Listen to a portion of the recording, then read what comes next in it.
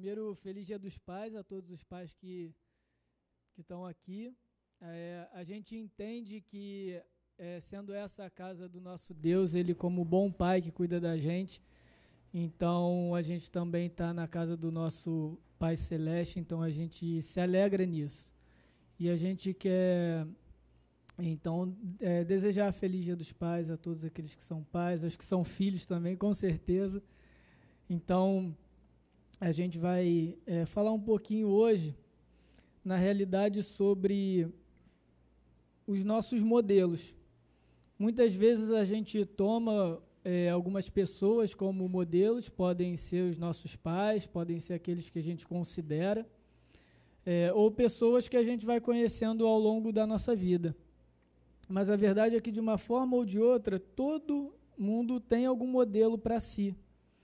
E nesse Dia dos Pais, eu procurando um presente, uma das coisas que eu mais via eram aquelas canequinhas, ou porta-retrato, ou almofada, ou qualquer coisa que fosse estampada super pai, pai do ano, meu pai é um herói, melhor pai do mundo e tal, e aquela coisa toda.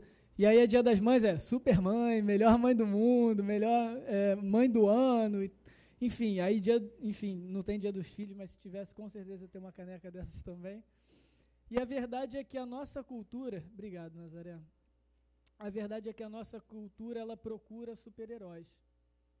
Nesses modelos que a gente vai tomando ao longo da nossa vida, nós procuramos super-heróis.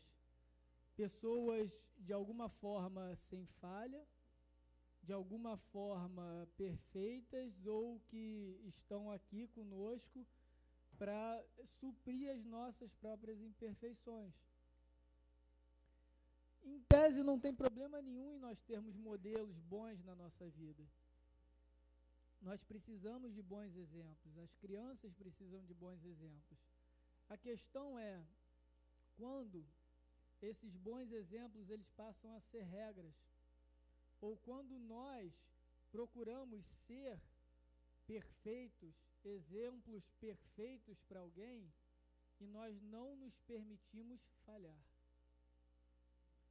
E hoje vivemos um mundo que não tem espaço para as falhas. Um mundo que ser frágil, ser vulnerável, é sinal de fraqueza.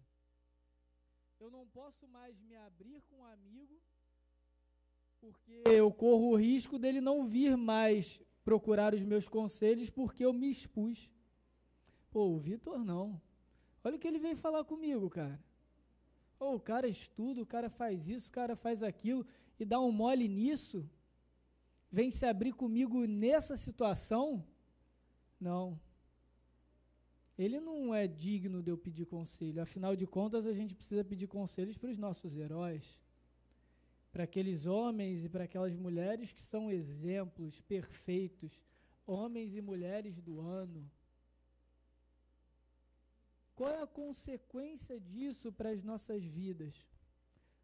Para o nosso coração, para quem nós somos como pessoa, como indivíduo, numa sociedade que não permite falhas. Ansiedade. Nós temos sempre um peso, um fardo, de estarmos sempre acima das expectativas dos outros. A culpa.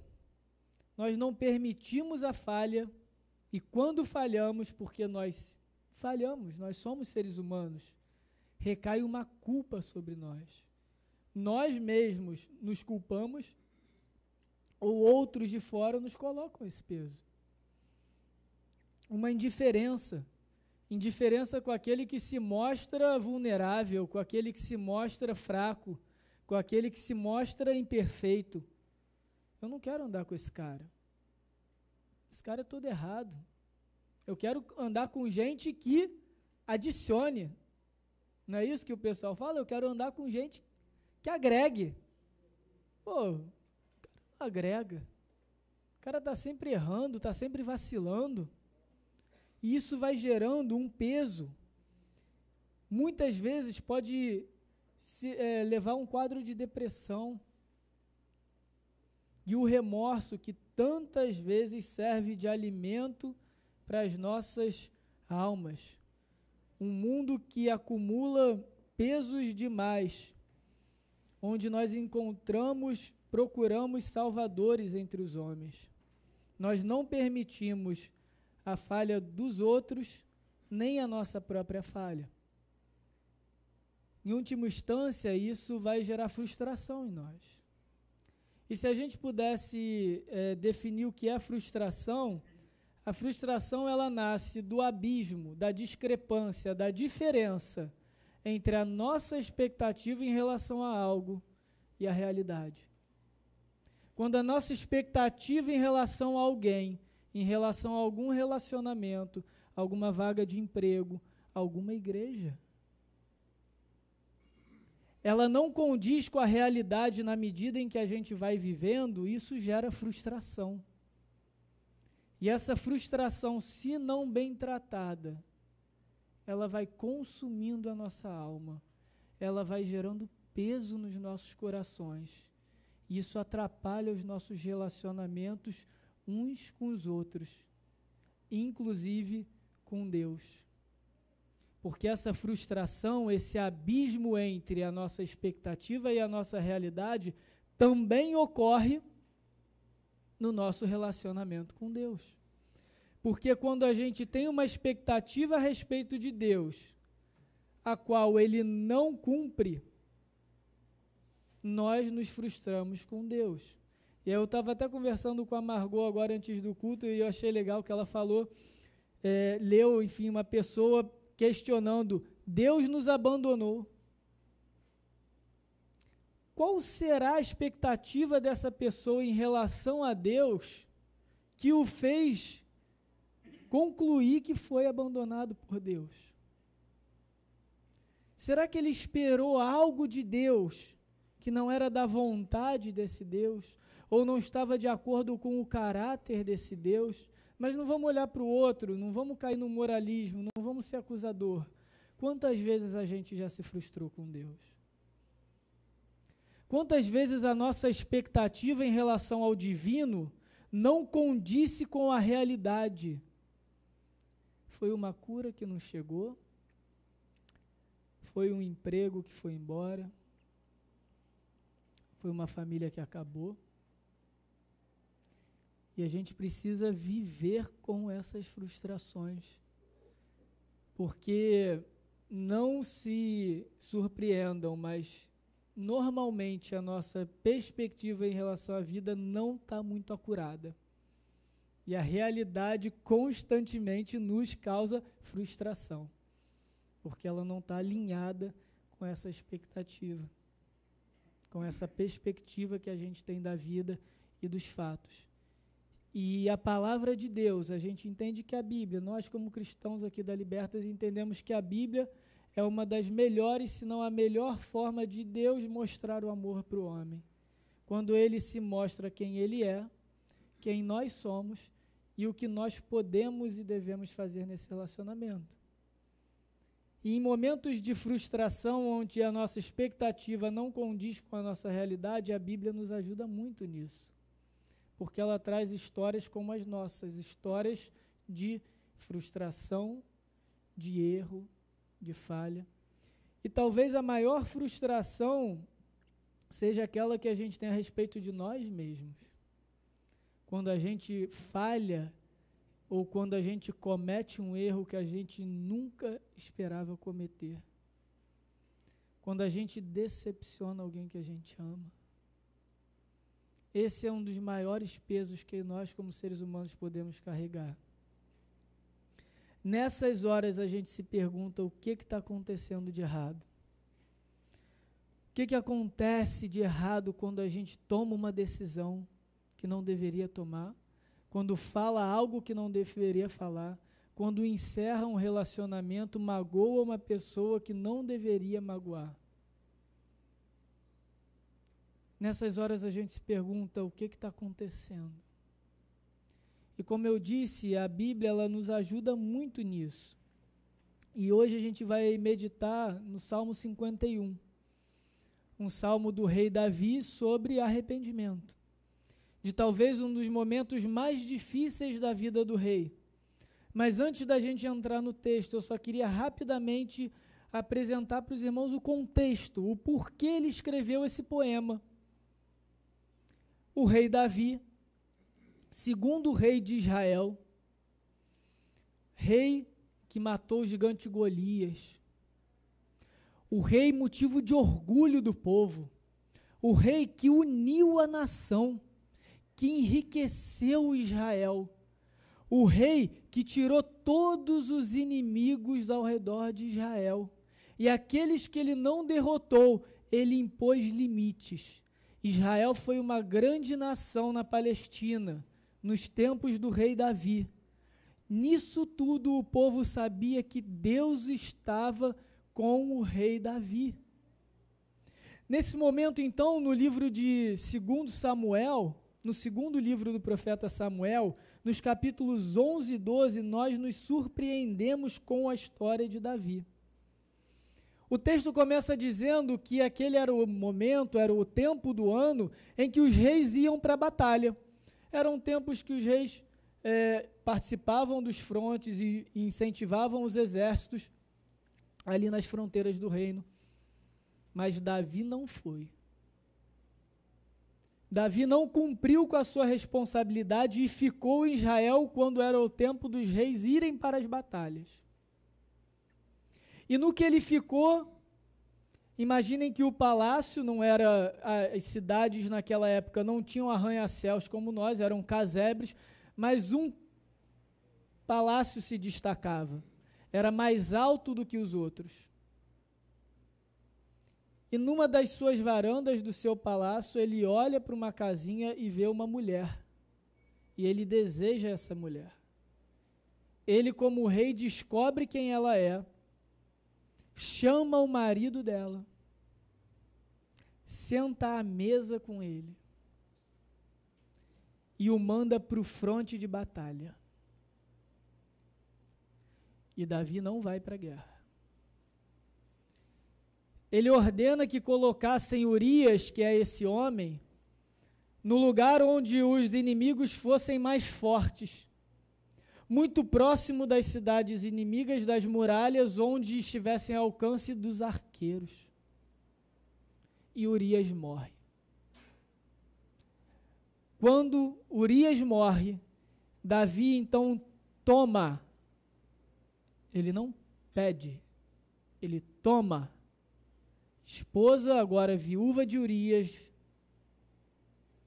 para si e tem um filho com ela.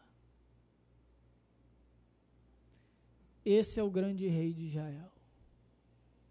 O homem, segundo a Bíblia, segundo o coração de Deus.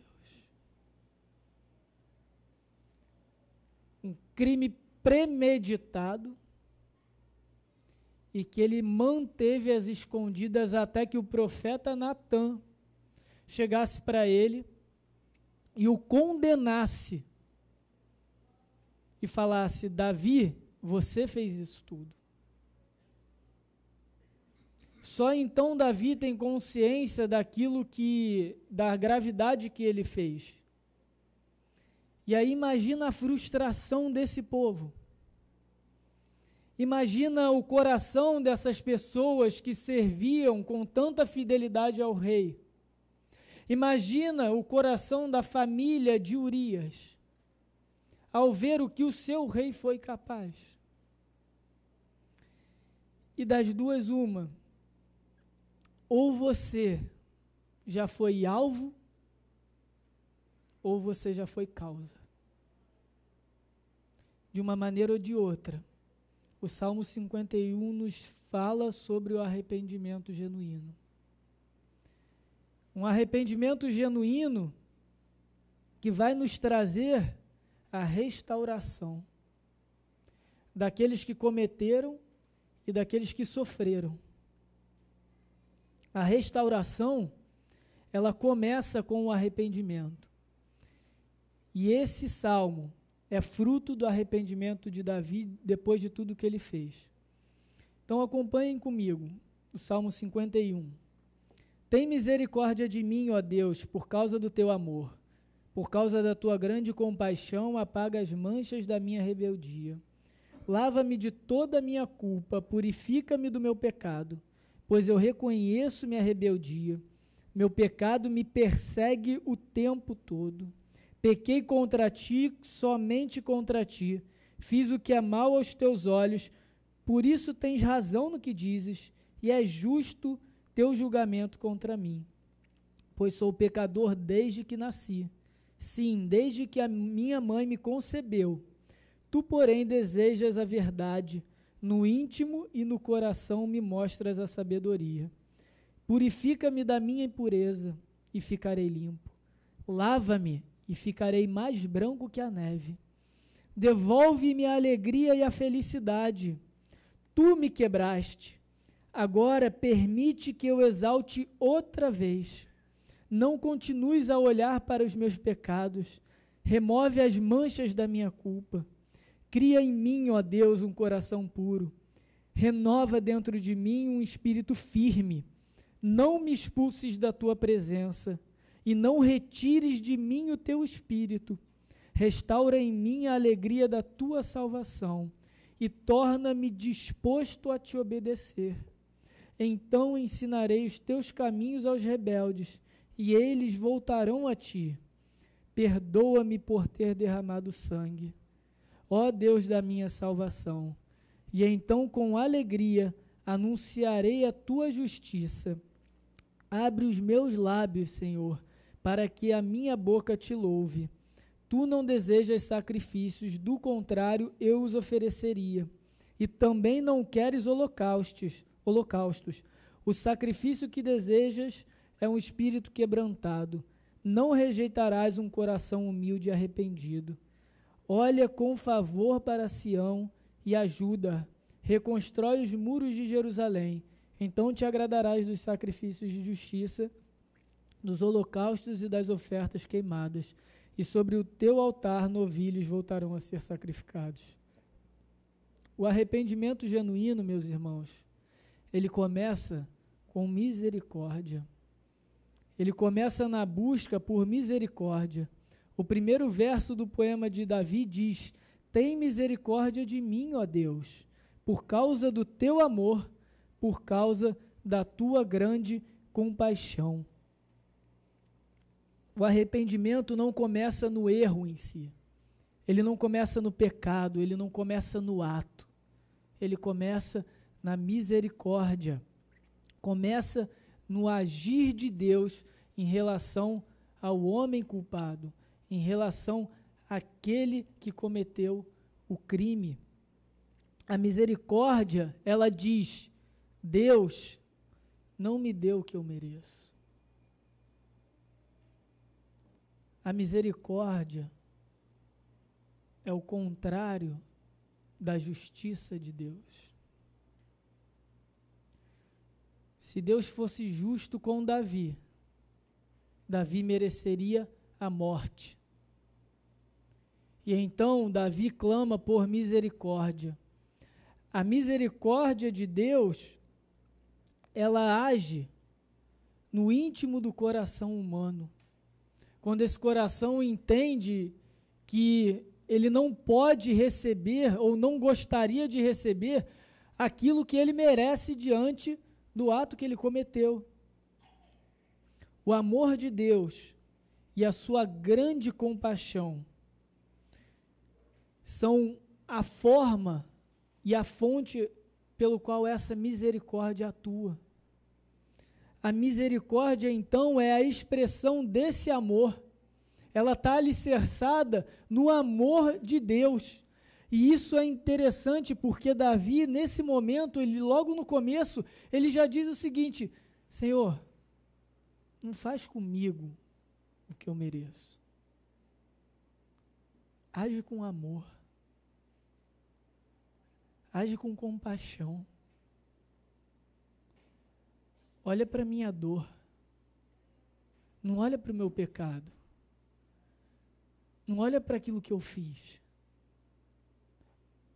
Senhor, olha primeiro para si mesmo, para o Senhor que é bom. Davi primeiro clama o próprio caráter de Deus. A misericórdia é a maior expressão do amor de Deus por nós. O arrependimento genuíno, ele reconhece o erro. Uma vez que esse coração clama por misericórdia, é um coração que entendeu o seu erro. É um coração que entendeu aquilo que ele merece e ele entendeu aquilo que Deus é. Esse reconhecimento do erro é a ação de Deus em nos convencer desse erro, em nos convencer desse pecado, em nos convencer do mal que nós fizemos conosco ou com o outro. Olha o que o próprio Cristo vai dizer em João: quando ele vier, ele quem? O Espírito Santo, convencerá o mundo do pecado, da justiça e do juízo. Deus, ele nos dá conhecimento do nosso pecado. Nós não conseguiremos nos arrepender daquilo que a gente não tem consciência. Enquanto nós não entendermos o erro que a gente comete com o outro, com Deus, com a nossa família, com a nossa esposa, ou com o nosso marido, com os nossos filhos, enquanto nós não tivermos dimensão desse erro, a gente nunca vai poder pedir por misericórdia. Porque a gente não vai reconhecer que a gente precisa de misericórdia. Um coração que não reconhece o erro e a gravidade da sua ação, ele não está ao alcance da misericórdia. E nessa nossa incapacidade, o amor de Deus age para nos convencer, nos mostrar o nosso erro, nos mostrar aquilo que nós cometemos, a ofensa, a dor, a violência que a gente cometeu contra nós, contra o outro ou contra Deus. O salmista vai dizer: lava-me de toda a minha culpa, purifica-me do meu pecado, pois eu reconheço a minha rebeldia. O meu pecado me persegue todo o tempo. E se a gente relembrar a história de Davi, até que o profeta de Deus, até que Natã o convencesse do pecado e o acusasse, ele não tinha consciência e condições de se arrepender. No Antigo Testamento, Deus falou pelos profetas, no Novo ele falou pelo próprio Cristo e hoje ele fala pelo Espírito Santo. E é o Espírito Santo, o próprio Deus, que vai nos mostrar onde nós precisamos melhorar, onde nós precisamos ser curados. Porque, irmãos, aquilo que a gente faz de mal conosco ou com o outro, também é fruto das nossas mazelas. É fruto daquilo que não está tratado no nosso coração. É fruto das nossas falhas, das nossas cicatrizes, dos nossos traumas, das nossas questões não resolvidas. E enquanto a gente não tiver consciência daquilo que adoece a nossa alma, no seu mais profundo e no seu âmago, a gente nunca vai poder clamar como salmista: Senhor, tem misericórdia de mim, porque eu pequei contra o Senhor. É o Espírito Santo, é a ação do próprio Deus, porque Ele nos ama como filhos. É a ação do Espírito Santo de Deus que vai mudar o nosso coração e mostrar, brother, é aqui que você precisa ser tratado, é aqui que eu quero te restaurar, é aqui que eu quero tirar essa dor, que eu quero tirar esse trauma, que eu quero tirar isso tudo que está impedindo você de se relacionar comigo e se relacionar com os outros, se relacionar com as pessoas ao seu redor. É aqui que eu quero cuidar de você, é aqui que eu quero agir com o meu Santo Espírito, é aqui que eu quero te purificar. Porque é daqui que está saindo toda a dor, toda a violência contra o seu próximo, contra aquela pessoa que você ama, contra o próprio Deus que te criou. E Deus, Ele nos ama tanto que Ele nos mostra isso. Ele vê a nossa incapacidade em lidar com as nossas dores, com os nossos traumas, com as nossas dificuldades internas. E Ele age primeiro, Ele não espera a gente agir. A gente está caído. A gente está derrubado. A gente está destruído. E o salmista entendeu isso depois que o profeta apontou o erro dele e falou: rei, olha o que você fez, cara. Olha quem é você. Numa cultura e numa sociedade de heróis, a gente não se permite falhar. A gente não se permite olhar para as nossas mazelas, para a nossa alma e buscar aquilo que precisa ser tratado.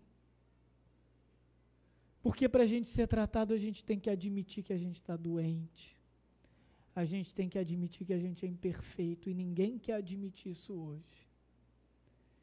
Ninguém quer admitir que é fraco e que precisa de ajuda. Mas a gente precisa ser tratado.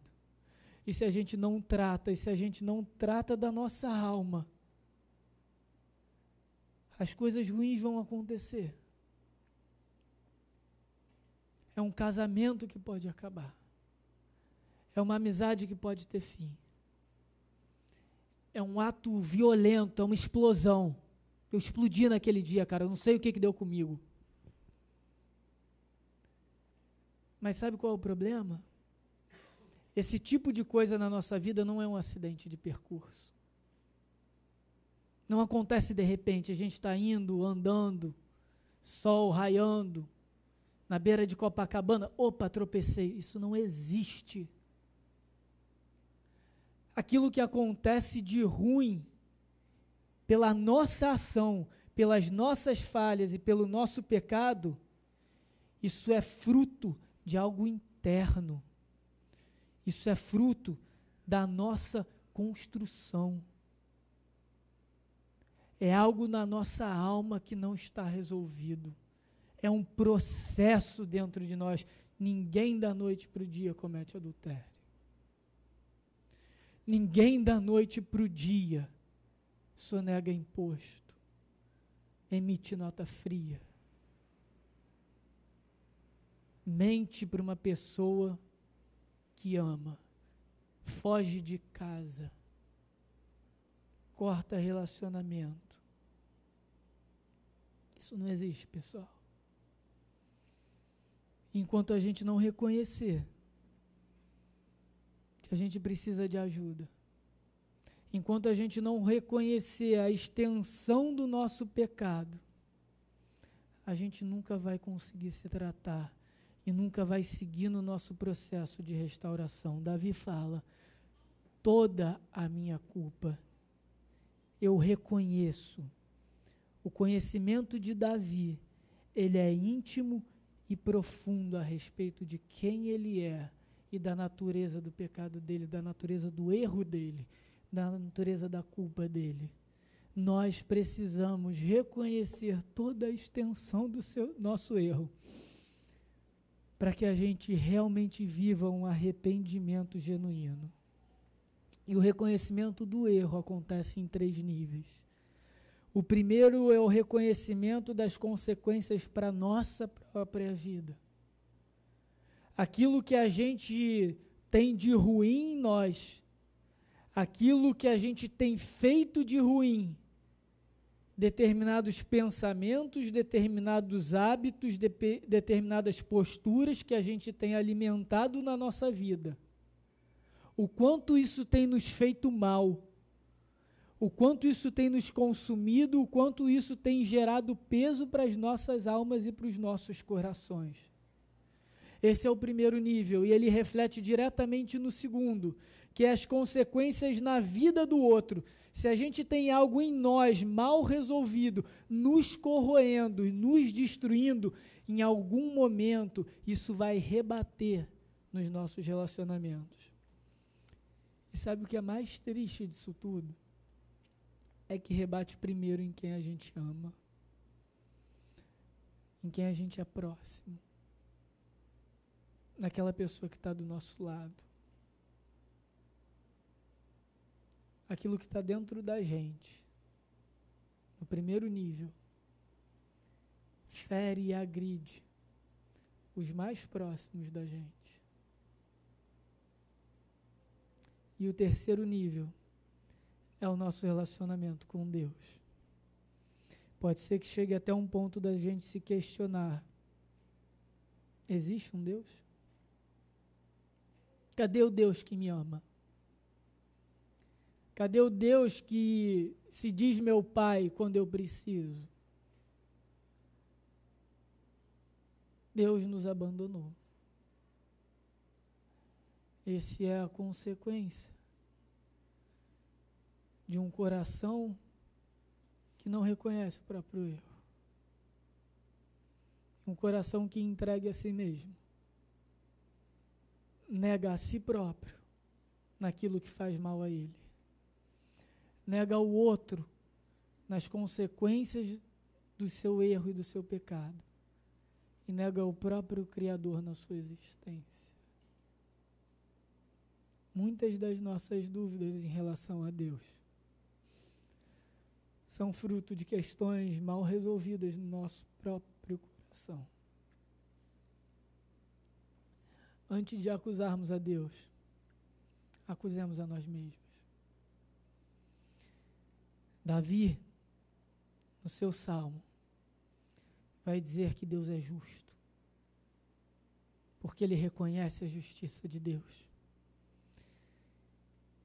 Mas nós queremos agir segundo a nossa própria justiça. E enquanto nós agirmos segundo a nossa própria justiça, nós nunca poderemos ver a extensão dos nossos erros. Enquanto a gente achar que aquilo que a gente faz não é assim tão ruim, sabe? Eu sou uma pessoa boa no final das contas. Eu pago meus boletos. Eu entrego o imposto de renda no tempo certo. Eu jogo meu lixo na lixeira. Eu não avanço o sinal de trânsito. Eu sou uma pessoa boa. Enquanto a gente continuar a minimizar o nosso problema, enquanto a gente começar a relativizar o nosso mal, o mal que tem dentro da gente, a gente nunca vai ser capaz de enxergar a extensão dos nossos próprios erros e dos nossos próprios pecados. E sabe qual é o problema disso, pessoal? É que um coração que entende e reconhece a extensão do seu erro, do seu pecado, ele chega diante de Deus e diz o seguinte: Senhor, age com misericórdia, porque eu pequei contra o Senhor. Um coração que não reconhece isso, ele vai dizer: me dá o que é meu. E meus irmãos, não é o que muitos ditos cristãos cantam hoje? Quero de volta o que é meu. Eu mereço, Senhor. Eu sou vencedor. Age com justiça na minha vida. Todos nós pecamos. Todos nós carecemos da graça de Deus. Enquanto nós acharmos que nós somos bons, nós nunca poderemos ter acesso à misericórdia e ao amor de Deus. A história de Israel, um pouco antes de Davi, quando o povo ainda era liderado por juízes e não por reis. 3 vezes o livro de Juízes vai escrever: naqueles dias Israel não tinha rei. E no último versículo, no fechamento do livro de Juízes, ele complementa: cada um fazia o que parecia certo aos seus próprios olhos.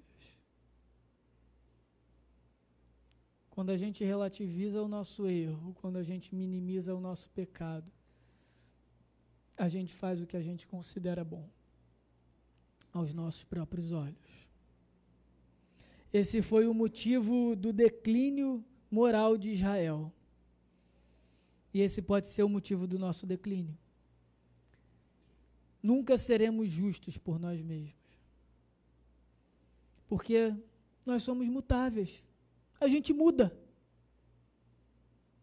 O que é certo para mim hoje, em 2017, não necessariamente era certo em 2014 e não necessariamente será certo em 2022. Porque nós somos seres humanos. Ou você é o mesmo desde o dia que você nasceu? Você nunca mudou a sua opinião em relação a nada. Todos os seus princípios e valores, certo e errado, sempre foram os mesmos. Não, pessoal, nem eu. Porque eu sou gente, eu sou carne. Nós somos influenciados o tempo todo pela narrativa cultural que está ao nosso redor, pela nossa fase de vida, pelas nossas experiências, pela nossa tradição. Nós somos mutáveis. Nós, como crivo de certo e errado, não somos confiáveis. Por isso, sempre que a gente considera nós mesmos como bons, nós provavelmente estamos errados. Isso é muito duro de dizer, isso não é nada popular. Principalmente num mundo em que relativa verdades. Só que relativizando as verdades, nenhuma pode se colocar acima da outra. Não existe parâmetro, não existe critério. Num mundo que relativiza certo e errado, qualquer justiça é injusta. E quantas vezes a gente olha para Deus, para aquilo que acontece na nossa vida, nossa, como é que Deus foi injusto agora? Irmãos, quem somos nós para considerar Deus injusto? Nós que na nossa própria justiça mudamos tantas vezes de opinião. Então a gente sai daqui sem resposta? A gente sai daqui relativizando tudo? Tentando sobreviver às nossas frustrações, às nossas dores, como se não houvesse amanhã? Não. A palavra do nosso Deus, ela é firme. Ela não muda. Olha o que o profeta Isaías vai dizer. Anuncie que os seres humanos são como o capim, e a sua beleza passa depressa, como as flores do campo. O capim seca e as flores murcham quando o Senhor sopra sobre elas. O mesmo acontece aos seres humanos. O capim seca e as flores murcham, mas a palavra do nosso Deus permanece para sempre. Aquilo que era verdade para Israel continua sendo verdade para nós. Aquilo que era verdade para Davi continua sendo verdade para nós. E nisso a gente pode descansar. A gente pode confiar num Deus que não muda, que é transparente naquilo que Ele considera certo e errado. Enquanto nós nos colocarmos como crivo de bem e mal, de certo e errado, nós iremos nos frustrar. Porque nós somos voláteis. mutáveis. Nós precisamos nos alicerçar, nos agarrar, nos segurar em algo que não muda, em algo eterno, em algo fora de nós.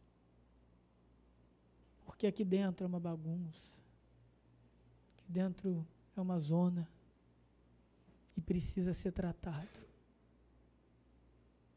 Jesus vai fazer uma ilustração. Olha, tolo é o homem que constrói a casa sobre a areia, mas o homem prudente constrói sobre a rocha. Porque a rocha, como fundamento, ela não muda a sua estrutura. Ela não muda a sua força de sustentação. Ela permanece como ela é. Por isso que a gente diz que Cristo é a nossa rocha, que o nosso Deus é a nossa rocha. Porque Deus é aquele sobre o qual a gente pode construir os nossos valores de certo e errado, os nossos princípios de bem e mal, porque Ele não muda. Enquanto a gente confiar na nossa própria justiça, a gente vai continuar nos frustrando. O arrependimento genuíno, ele também assume a responsabilidade. Ele não só reconhece o seu erro, mas ele assume a responsabilidade que ele tem. E como eu disse, os nossos maiores erros não são acidentais. Eles são frutos de um processo dentro de nós. Assumir a responsabilidade é reconhecer o erro. Não basta apenas reconhecer a extensão desse erro. Não basta reconhecer apenas a natureza dele, o porquê dele. Mas para a gente ser tratado, para a gente ser restaurado, a gente também precisa assumir essa responsabilidade. Este sou eu. Não é o mundo que me fez assim. Não foi a minha família que me fez assim. Não foi o meu pai, a minha mãe, os meus avós que me fizeram assim. Eu sou assim.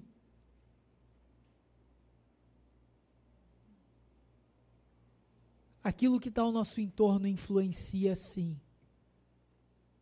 E muitas vezes pode influenciar para o mal.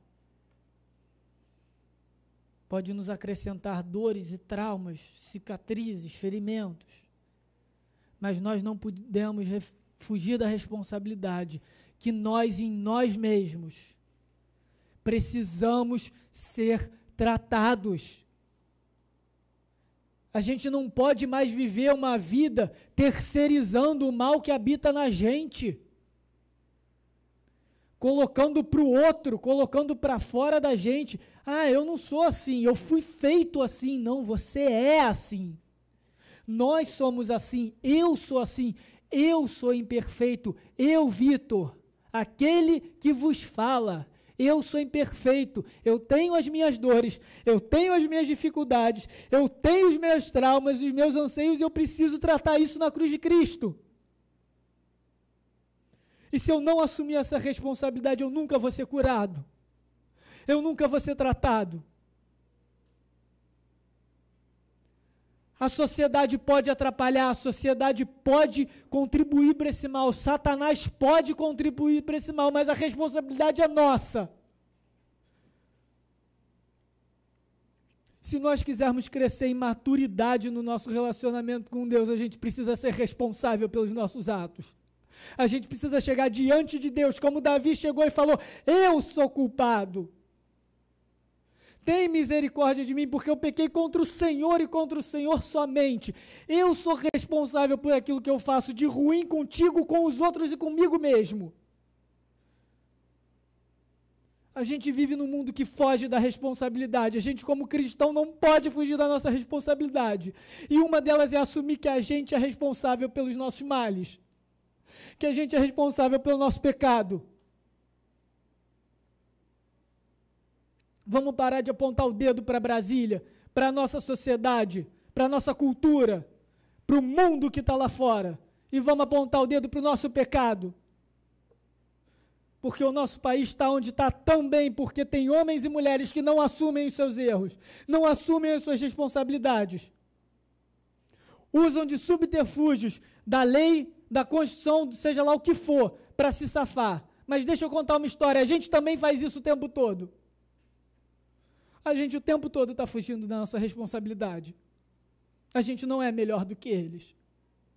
A gente não é melhor do que eles. Enquanto a gente achar que a gente é melhor do que alguém, a gente nunca vai ser tratado. A gente nunca vai alcançar misericórdia. A gente precisa entender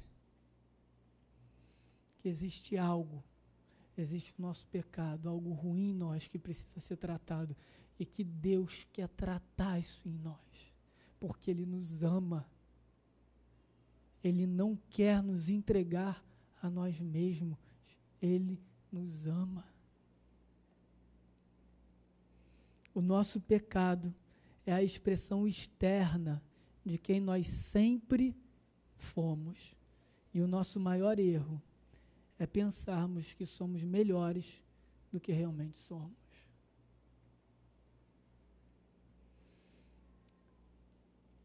O arrependimento genuíno, ele nasce do próprio Deus.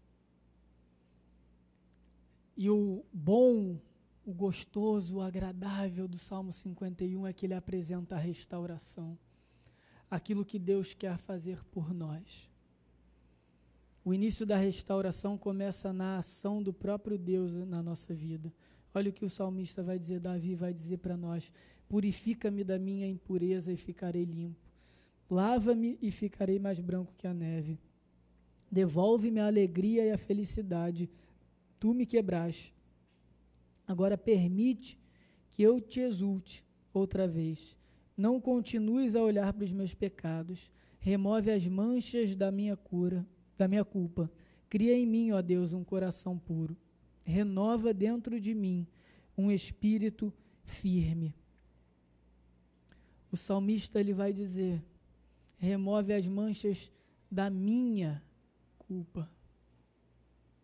E a parte mais difícil, irmãos, é a gente entender que a nossa fé, a nossa escolha por Deus, todo o nosso louvor, o nosso arrependimento que a gente faz em direção a Ele, não vem de nós.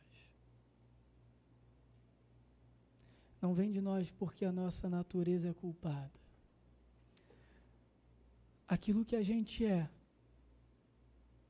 luta contra um relacionamento com Deus. É por isso que Deus age na nossa direção. Ele faz por nós aquilo que a gente não pode fazer por nós mesmos. Ele entende as nossas limitações, Ele entende o quanto a gente está perdido em nós mesmos, o quanto nós estamos cegos diante daquilo que a gente é, e Ele mesmo faz. Isso é amor. Amor pega pela mão. Amor pega pelo braço. O amor vê aquela pessoa caída no chão, acidentada, arrebentada. Ele não questiona, ele não pergunta, ele abraça, ele pega: brother, vamos lá, vem comigo. Não consegue andar sozinho? Deixa eu andar por você, deixa eu andar com você, se apoia em mim. Vocês entendem? Não é porque a ação parte de Deus que ela é violenta. Pelo contrário, Deus vê aquilo que a gente não pode fazer, vê a gente jogado na rua e abraça a gente, e pega a gente e recolhe a gente para a gente ser tratado nele. É por isso que Jesus vai dizer: vocês não me escolheram, eu os escolhi. O que isso quer dizer? O que Jesus quer dizer? Vocês não podem me escolher. Olha para o coraçãozinho de vocês. Pessoal, olha para a nossa própria vida. Será que a gente, por nós mesmos, viveria uma vida em Cristo? Se primeiro a gente não tivesse entendido o que Ele fez por nós, se primeiro a gente não tivesse entendido qual é a necessidade da salvação dEle, se a gente não tivesse primeiro entendido quais são os nossos pecados, que a gente é mau. E quem é que ensina isso para a gente? Está lá no início do texto que a gente leu. É Deus que convence a gente do pecado.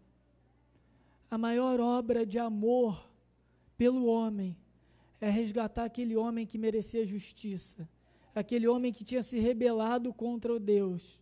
E ele não quer pensar naquilo que o homem fez. Não olha para os meus pecados, Senhor, diz Davi.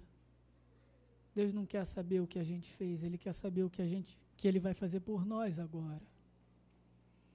Essa é a maior expressão de amor, porque Deus age na nossa incapacidade. O início da restauração começa na ação de Deus. Olha o que o Salmo 14 vai dizer: o Senhor olha dos céus para toda a humanidade, para ver se alguém é sábio, e se alguém busca a Deus. Todos se desviaram, todos se corromperam, ninguém faz o bem, nem um sequer. Um coração doente por natureza nunca buscará a Deus por si mesmo. Se o próprio Deus não mostrar o amor dele antes, se o próprio Deus não se revelar. E eu estou aqui, meus irmãos, para dizer que Deus já se revelou. Eu estou aqui para dizer que esse Deus te ama. Ele agiu com misericórdia. Ele não olhou para aquilo que a gente fez contra Ele, na nossa própria natureza. E cabe a gente ter humildade e falar: Senhor, é isso mesmo, eu sou isso aqui. Eu sou incapaz. Eu não quero mais viver pelas minhas próprias forças. Eu não quero mais viver segundo o meu entendimento, segundo a minha energia, segundo as minhas conquistas. Senhor, isso é pesado demais para mim. Em algum momento eu vou frustrar alguém. Em algum momento eu vou frustrar a mim mesmo. Em algum momento eu vou frustrar a minha esposa. Em algum momento eu vou frustrar a minha família. Em algum momento eu vou frustrar a minha igreja. Senhor, eu não quero mais viver por mim mesmo. É um fardo pesado demais. É um fardo pesado demais para o homem carregar. A independência, a falsa liberdade que o mundo prega, é pesado demais. A nossa liberdade é em Cristo Jesus. É a liberdade depois que a gente se arrepende. Aí então a gente experimenta a verdadeira liberdade. Jesus vai dizer: conhecereis a verdade. E então a verdade os libertará. É quando a gente entende que a gente depende totalmente de Deus. É quando a gente depende que aquilo que a gente faz de bom a gente não faz pela nossa força, mas faz pela ação do Espírito Santo de Deus na nossa vida. Aí então a gente pode ser livre. Livre do quê? Porque isso é uma resposta que o mundo não fala. O mundo prega que nós somos livres, mas ele não fala livre de quê? Livre de nós mesmos. Livres do peso de sermos bons pelas nossas próprias forças. Livres daquilo que nós não somos. E uma vez livres, nós podemos ser o que Deus quer que a gente seja. Não vai mais ter peso para a sua vida. Não vai mais ter peso. Enquanto nós pensarmos que podemos fazer algo por nós mesmos, nunca seremos transformados. Portanto, se nós pensamos que estamos de pé, cuidemos para que não caiamos. As tentações nas nossas vidas não são diferentes daquelas que outros enfrentaram. Meus irmãos, nós não conseguimos por nós mesmos, mas Cristo consegue. E é por isso que Ele morreu na cruz pela gente. No versículo 11, o salmista, no ápice da sua dor, ele vai dizer: Senhor, não tira o teu espírito de mim. Não me tira da tua presença. Meus irmãos, enquanto o salmista, enquanto Davi clamava, não me expulse da tua presença, Jesus Cristo na cruz, ele clama, Pai, por que me abandonaste? Deixa eu falar uma coisa para você. Deus entende que a gente não consegue fazer nada pelas nossas próprias forças. Ele envia o seu Filho, Jesus Cristo, o próprio Deus, feito homem, carne. Ele mesmo, sem pecado, se ausenta da presença de Deus, para que a gente eternamente vivesse com o Pai. Isso é amor. É um Deus que faz por nós o que a gente não pode fazer pela gente. Cristo se ausentou da presença do Pai, da presença do próprio Deus, para que a gente não sofresse essa ausência, para que a gente não sofresse essa exclusão. Jesus Cristo é a resposta do salmista, é a resposta para a frustração do salmista e a resposta para a nossa frustração. Não, Deus não vai mais nos expulsar da sua própria presença, porque Ele fez isso com o seu Filho para que Ele não fizesse com a gente. Isso é sacrifício, isso é salvação.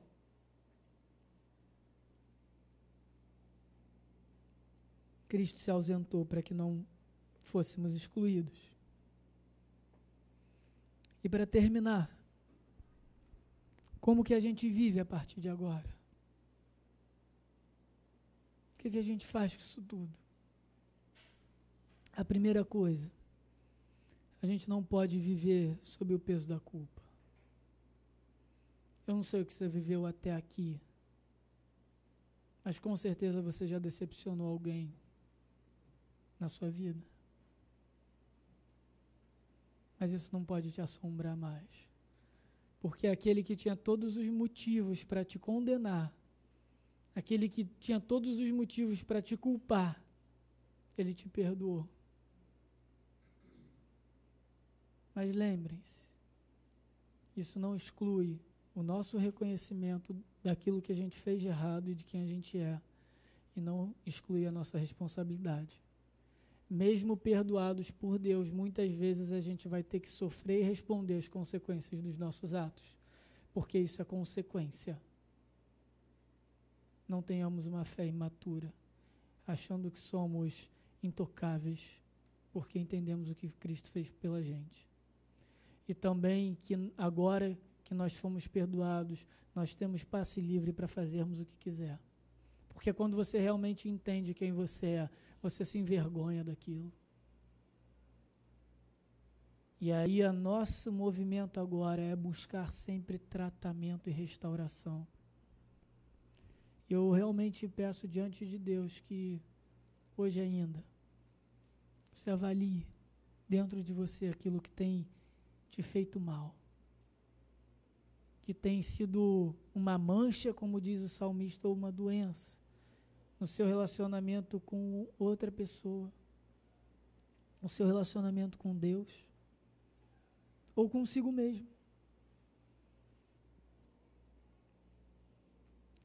Nós também podemos perdoar, porque só aquele que foi alvo de misericórdia pode de fato ser misericordioso.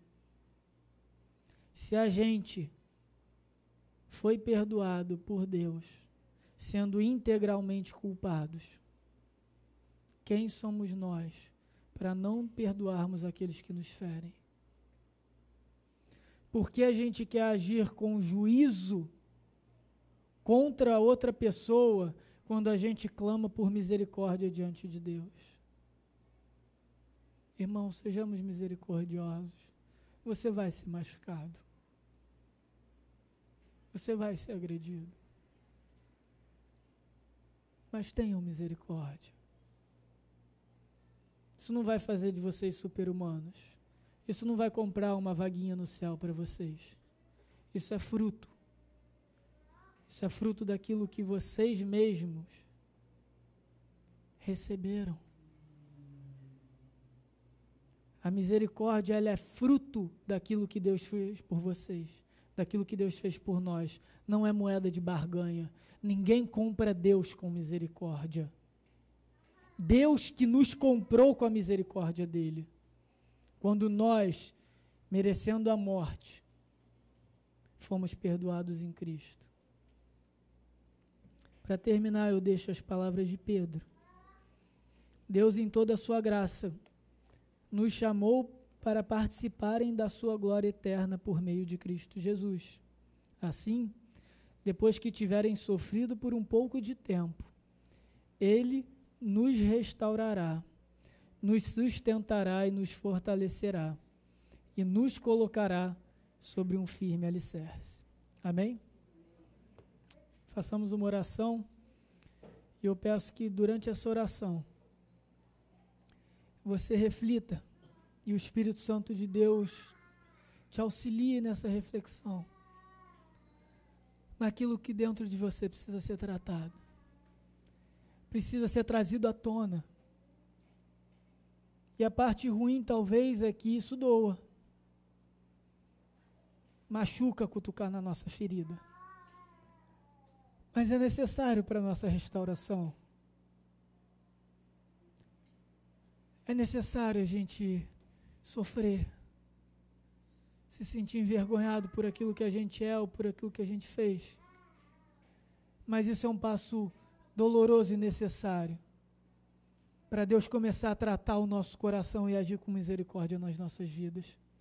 Então pensa nisso, coloca diante de Deus aquilo que você precisa tratar, aquilo que você precisa trazer, aquilo que você precisa expor, aquilo que você precisa pedir perdão, aquilo que você precisa tirar da sua vida, da sua alma, para o Espírito Santo agir em você e te trazer arrependimento, arrependimento genuíno como o salmista, meu irmão.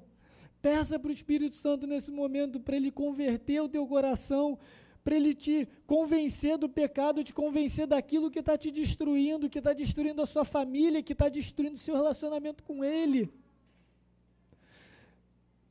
Para Ele te livrar do peso de morte. Não tem mais morte, meu irmão, não tem mais morte para aqueles que creem na cruz de Cristo.